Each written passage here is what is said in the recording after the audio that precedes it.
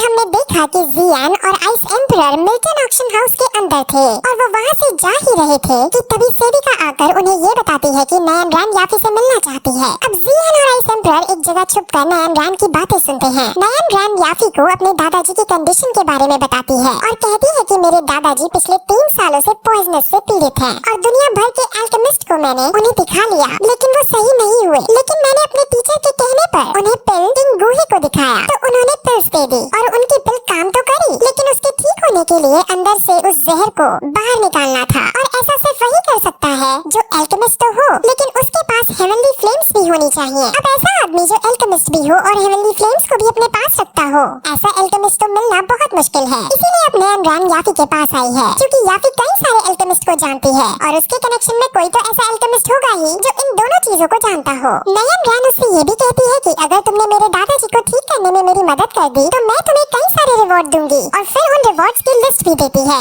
अब याफी उसे ये कहकर भेज देती है कि अगर उसे ऐसा कोई आदमी मिलेगा तो वो जरूर नयन रैन के दादाजी को सही करने के लिए भेज देगी। अब जियान और आइस एम्परर बाहर निकलते हैं और याफी अब जियान को ध्यान से देखती है और उसे देखते ही समझ जाती है कि जियान एक एल्केमिस्ट है और उसके पास हेवनली फ्लेम्स भी हैं। वो कहती है कि नयन रैन के क्लैन में जाकर उसके दादाजी को सही करना चाहिए क्योंकि ऐसा करने पर वो तुम्हें बहुत से रिवॉर्ड्स देंगे और उनमें से एक रिवॉर्ड सोल पावर को रिस्टोर करने की मेडिसिन के इंग्रेडिएंट्स हैं। अब जियान हालांकि नयन रैन से बहुत ज्यादा नफरत करता था लेकिन अब उसको इससे अच्छा मौका और कहीं नहीं दिखता इसलिए वो वहाँ जाने का डिसाइड करता है। याफी अब उसे एक मास्क देती है जिससे जियान का ऑरा छुप जाएगा और उसे कोई नहीं पहचान पाएगा कि ये जियान है। अब जियान मास्क को लेकर नयन रैन के क्लैन की तरफ बढ़ता है लेकिन रास्ते में तभी उसे वही आदमी मिलता है जिसे जीजूनियर ने जियान के पीछे लगा रखा था। वो जियान के सामने आकर कहता है कि आज मैं तुम्हें जिंदा नहीं छोड़ूंगा। जियान उससे पूछता है कि तुम आखिर हो कौन, जिस पर वो आदमी सिर्फ इतना कहता है कि इससे कोई फर्क नहीं कि मैं कौन हूँ, आज बस तुम्हारी मौत पक्की है। वो फुल जोश में अब जियान पर हमला करता है और जियान भी अब उससे फाइट करता है। दोनों में बहुत घमासान युद्ध चलता है जिसमें एट लास्ट जियान बेहोश हो जाता है। अब वो आदमी बहुत हंसता है और फिर अपना खंजर निकालकर जियान की तरफ बढ़ता है लेकिन जियान अब फिर से खड़ा होता है और उसका सामना करने के लिए तैयार हो जाता है। वो आदमी ये देखकर बहुत खुश होता है और कहता है कि जितना मैं सोचता था तुम उससे कहीं ज्यादा अच्छे हो। अब जियान फिर से दोनों तरह की फ्लेम्स को प्रोड्यूस करके और उन्हें मिक्स करके बुद्धा लोटस एंगर प्रिपेयर करने लगता है ताकि वो उसको मात दे सके लेकिन तभी आइस एम्परर वहाँ आकर उसे रोक देते हैं और कहते हैं कि इससे मैं निपटता हूँ। वो अब उसी के स्टाइल में उस पर हमला करते हैं और दोनों के बीच फाइट शुरू होती है लेकिन इस फाइट में भी वो आदमी जीत रहा होता है। हालांकि वो जीत रहा होता है लेकिन फिर भी वो कहता है कि मेरा मिशन पूरा हुआ और अब मैं यहाँ से चलता हूँ। वो फिर वहाँ से चला जाता है। वहीं आइस एम्परर समझ जाते हैं कि ये जियान को मारने तो नहीं आया था। वहीं अब जियान अपने मास्क को पहनता है और आइस एम्परर से अलविदा लेकर यूलैंड सेक्ट के अंदर जाता है। वहीं आइस एम्परर वापस मिल्टर ऑक्शन में लौट आते हैं जहाँ मिल्टर ऑक्शन हाउस के चेयरमैन आते हैं। वो चेयरमैन आइस एम्परर के काफी पुराने दोस्त थे और जब उन्हें ये पता चलता है कि एल्डर ली ने याफी के साथ और आइस एम्परर के साथ बदतमीजी की है तो वो उसे इंचार्ज की पोजीशन से हटा देते हैं और उसे एक छोटी सी पोजीशन देकर भगा देते हैं। अब उस मिल्टर ऑक्शन हाउस का इंचार्ज याफी को बना दिया जाता है जिससे याफी बहुत खुश होती है। वहीं जियान लैंड सेक्ट के अंदर जाता है जहाँ कई सारे अल्केमिस्ट मौजूद थे। जियान अब उनके साथ बैठता है। अब नयन रैन के पापा वहाँ आते हैं और उन सभी अल्केमिस्ट को ये बताते हैं कि मेरे पिताजी को किंग पिल गुहे भी सही नहीं कर पाए, क्या कोई और है जो मेरे पिताजी को सही कर पाएगा। अब वहाँ कोई भी अपना हाथ खड़ा नहीं करता क्योंकि बड़े बड़े दिग्गज उनको ठीक नहीं कर पाए हैं। लेकिन तभी जियान अपना हाथ खड़ा करके कहता है कि मैं ट्राई करके देखना चाहता हूँ, जिस पर बाकी अल्केमिस्ट अब उसको बच्चा समझ उसका मजाक उड़ाने लगते हैं और कहते हैं कि रैंक 5 के अल्केमिस्ट तो खाली हाथ वापस लौट आए और तुम सेकंड रैंक के होके उन्हें ठीक कर पाओगे। अब नयन रैन के पिता को भी इस बच्चे पर शक होने लगता है लेकिन जियान भी अपना सिग्मा मेल है और वो टोट मारते हुए कहता है कि किंग पिल गुहे पर भी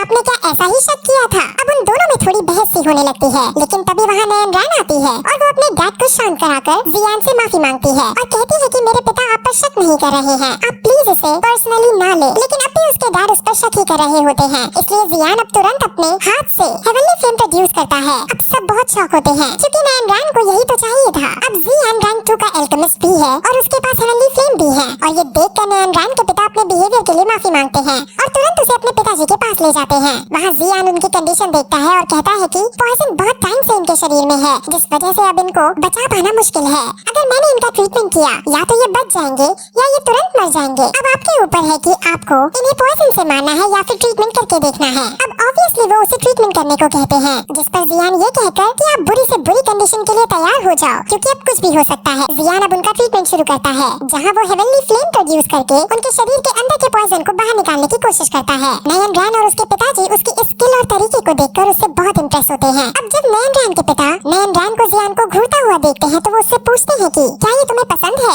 जिस पर नयन रन हंसकर मना कर देती है। वहीं उसको इस ट्रीटमेंट करने में बहुत मेहनत लगती है क्योंकि पॉइजन बहुत सालों से उनके अंदर है। लेकिन एक लास्ट को थोड़ा सा पॉइजन बाहर निकालकर उनको होश में ले आता है। वो ये नोटिस करता है कि पॉइजन उसकी फ्लेम के साथ घुलकर खुद के अंदर भी आ गया है, यानी अब जियान की फ्लेम पॉइजन फ्लेम भी प्रोड्यूस कर पा रही है। वहीं नयन रन अपने दादाजी को होश में आते देख बहुत खुश होती है और उनके पास जाने की कोशिश करती है, लेकिन तभी उसके दादाजी उसको खुद से दूर रहने को कहते हैं क्योंकि दादाजी नयन रन से बहुत गुस्सा थे। असल में जब नयन रन ने शादी तोड़ी थी तब उसके दादाजी गुस्से में आकर अपने लेवल्स बढ़ाने का ट्राई करने लगे और इसी बीच उनको किसी जहरीले जानवर ने काट लिया और तभी से वो बिस्तर में पड़े हैं। अब उनका ऐसा ही ट्रीटमेंट एक हद तक चलने वाला है और आज का ट्रीटमेंट उनका खत्म हो गया है, इसलिए जियान वहाँ से जाने लगता है। लेकिन जियान को जाता देख नयन रन उसके पास आती है और उसका धन्यवाद करती है। वो उससे और भी बातें करना चाह रही थी, लेकिन जियान को उससे बात करने में कोई इंटरेस्ट नहीं है और वो तुरंत वहाँ से चला जाता है। नयन रन को ये बहुत एरोगेंट लगता है। वहीं जियान अब वापस आकर मेडिटेट करता है, जहाँ वो अपनी इस नए पॉइजन फ्लेम को देखता है। उसको पता चलता है कि इस पॉइजन फ्लेम को पाकर मैं बहुत ज्यादा शक्तिशाली हो गया हूँ। इस पॉइजन फ्लेम के अंदर खुद की अपनी एनर्जी है जो बहुत ज्यादा शक्तिशाली है। असल में नयन रन के दादाजी के 3 सालों में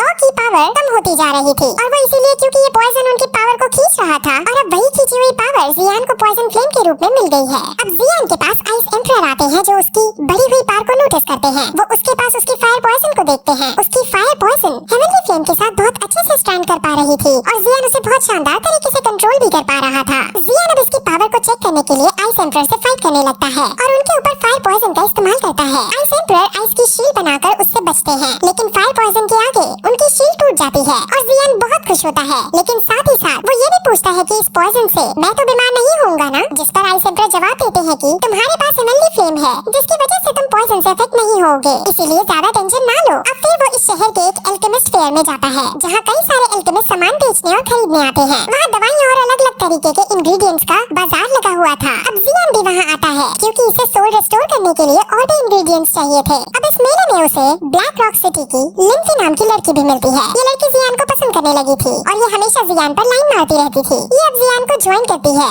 और उससे फ्लर्ट करके उसे पकाती रहती है। वो उसे 1 साल बाद मिली थी, जिस वजह से वो अब जियान के साथ पहले से भी ज्यादा बातें बनाने लगी थी। जियान उससे तंग आ जाता है और उससे पीछे छुड़ाने के लिए वहाँ से भागकर एक दुकान में चला जाता है, लेकिन वहाँ भी लिम्फी जियान का पीछा करते हुए आ जाती है और उससे ये पूछकर तंग करने लगती है कि तुम मुझे वहाँ छोड़कर भाग क्यों आए। लिम्फी कहती है कि मैं तुम्हारी शॉपिंग करने में मदद कर सकती हूँ, जिस पर जियान खुश होते हुए उससे पूछता है कि तुम्हें सोल रिस्टोर करने वाले इंग्रेडिएंट्स के बारे में कुछ पता है क्या? जिस पर लिम्फी मना कर देती है और जियान समझ जाता है कि लिम्फी किसी काम की नहीं। अब जियान उस शॉप से एक इंग्रेडिएंट खरीदने लगता है, लेकिन वो शॉपकीपर उसे बहुत ज्यादा दाम बढ़ाकर माल दे रहा था, जिस पर लिम्फी उस शॉपकीपर की चीटिंग पकड़ लेती है और जियान अब उस शॉपकीपर से सामान नहीं खरीदता। वहीं अब हमें ब्लैक रॉक सिटी की ही नाम की लड़की दिखाते हैं जो एक शॉप से पीच ब्लॉसम फायर खरीदती है और उसके बदले में वो उसे एक खास मेडिसिन की रेसिपी देती है। लेकिन अब उस रेसिपी को लेने के बाद वो शॉपकीपर फ्रॉड कर जाता है। वो उस रेसिपी को देख लेता है और वो रेसिपी भी सही होती है, लेकिन वो उसे कहता है कि ये तो फेक रेसिपी है, मेरा आइटम मुझे वापस दो। अब इस तरह का फ्रॉड देखकर ज़ूमी को गुस्सा आ जाता है और वो शॉपकीपर से साफ मना कर देती है,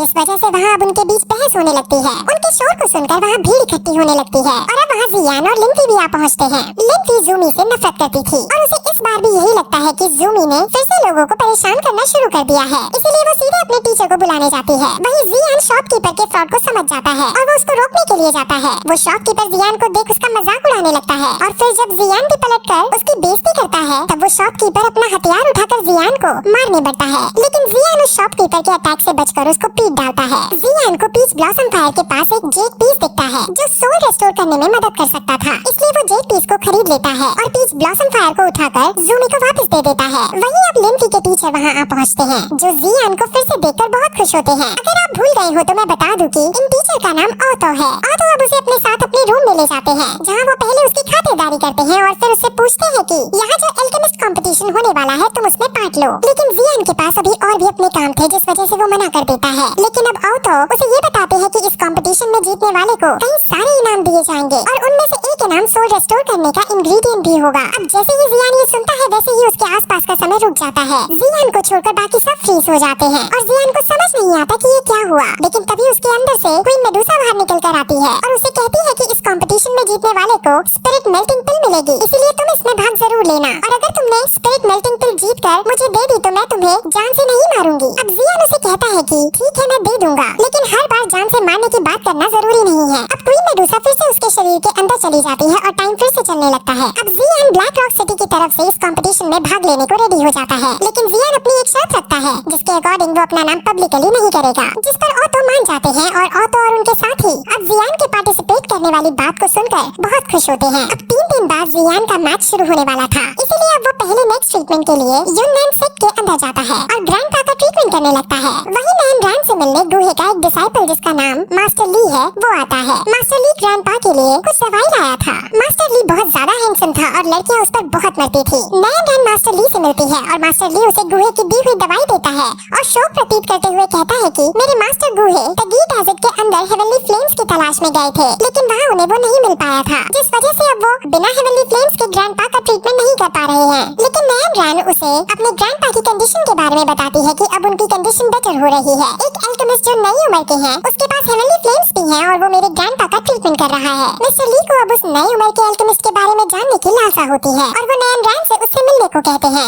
जिस पर नैन रैन उसे ग्रैंडपा के कमरे में ले जाती है। वहीं जियान अपना ट्रीटमेंट पूरा कर देता है और ग्रैंडपा जियान से बहुत खुश होते हैं। उन्हें ये पता चलता है कि जियान अल्केमिस्ट कंपटीशन में भाग ले रहा है, इसीलिए अब वो अपनी सेविका को वहाँ बुलाते हैं और जियान को बहुत तरह के मेडिसिनल इंग्रेडिएंट्स गिफ्ट के रूप में देते हैं ताकि जियान इनसे प्रैक्टिस कर सके। अब जियान उन सभी को लेकर कमरे से बाहर जाता है जहाँ उसे नैन रैन और मिस्टर लियू दिखते हैं। मिस्टर लियू जियान से बात करते हैं और वो साइड में खड़े ग्रैंडपा की हालत भी देखते हैं जो अब बेहतर हो चुकी थी। मिस्टर लियू बहुत शॉक होते हैं और वो जियान से थोड़ा जेलस भी फील करते हैं। नैन रैन अब उससे और बात करना चाहती थी, लेकिन इस बार भी जियान नैन रैन को बाय बोलकर चला जाता है। मिस्टर लियू को यकीन नहीं होता कि इतनी छोटी उम्र में इसके पास हेवनली फ्लेम है, इसलिए वो नैन रैन से पूछता है कि क्या सच में इसके पास हेवनली फ्लेम है, जिस पर नैन रैन हाँ करती है। अब नैन रैन मिस्टर लियू को बाहर छोड़कर आने लगती है, लेकिन तभी मिस्टर लियू उसे कहते हैं कि नैन रैन तुम्हें तो पता ही होगा कि मैं तुम्हारे लिए फीलिंग्स रखता हूँ। अब इससे पहले कि वो कुछ आगे बोल पाता नैन रैन उसे कहती है कि मुझे पता है, लेकिन तुम्हें भी शायद पता होगा कि मेरे कुछ रूल्स हैं। तुम्हारे पास अच्छी स्किल्स हैं, लेकिन अभी भी तुम मेरे रिक्वायरमेंट के अकॉर्डिंग फिट नहीं हो। शायद फ्यूचर में हमारा कुछ हो पाए, लेकिन अभी के लिए तुम सिर्फ मेरी एक नॉर्मल दोस्त ही हो। मेरा जीवन साथी कोई मेडिकोर लड़का नहीं हो सकता। अब मिस्टर लियो को इस बात से बहुत बुरा लगता है, लेकिन वो ये डिसाइड करते हैं कि वो अल्केमिस्ट कंपटीशन में भाग लेकर उसको जीतेंगे और अपने आप को नैन रैन के सामने प्रूव कर देंगे। वहीं अब जियान वापस मेडिटेट करना स्टार्ट करता है और इस बार पॉइजन उसकी बॉडी की नसों में पहुंच जाता है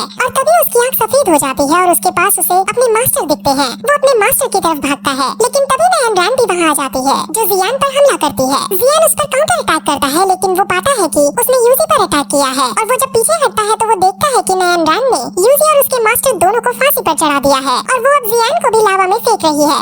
वो बहुत डर जाता है, लेकिन तभी उसके मास्टर उसे नींद से जगा देते हैं, जिससे उसे पता चलता है कि वो सिर्फ एक सपना देख रहा था। असल में जितनी बार वो ग्रैंडपा का इलाज करता है उतनी बार उसके शरीर का पॉइजन ठीक होता जाता है। वहीं अब जियान अल्केमिस्ट कंपटीशन के अंदर जाता है जहाँ और भी कई सारे पार्टिसिपेंट्स आ रहे थे। वहाँ अब उस शहर की राजकुमारी जिसका नाम यूनियर है वो भी आती है। यूनियर भी छोटी हाइट की है और बहुत शरारती टाइप की लड़की है। उसको सब पर अपना अधिकार जमाने में मजा आता था और वो हमेशा कोई न कोई दिक्कत खड़ी कर देती थी। वहीं अब जियान के सामने राजकुमारी यूनियर और मिस्टर लियू आते हैं। मिस्टर लियू जियान को राजकुमारी के बारे में बताते हैं कि इनको अल्केमिस्ट में रैंक 3 का पद हासिल है और फिर राजकुमारी को जियान के बारे में बताते हैं कि इसके पास हेवनली फ्लेम्स भी हैं। राजकुमारी का मन उनको देखने का करता है, लेकिन जियान उसको हेवनली फ्लेम्स नहीं दिखाता और उनसे कहता है कि हेवनली फ्लेम्स शो ऑफ करने के लिए नहीं होती। अब राजकुमारी का ईगो इस बात से हर्ट हो जाता है और वो उसकी शक्तियों के बारे में पूछती है कि आखिर तुम्हारे पास ऐसा है क्या जो तुम मुझे मना कर रहे हो। जियान कुछ नहीं बोलता, जिस पर राजकुमारी को अब और गुस्सा आ जाता है और अब वो फायर बॉल्स क्रिएट करके जियान की तरफ फेंकने लगती है। जियान अपनी नॉर्मल फायर से उसके अटैक को डिफेंस करता है और बहुत कोशिश करने के बाद भी राजकुमारी जियान को नहीं हरा पाती। अब राजकुमारी को बहुत गुस्सा आता है और अब वो एक बड़ा सा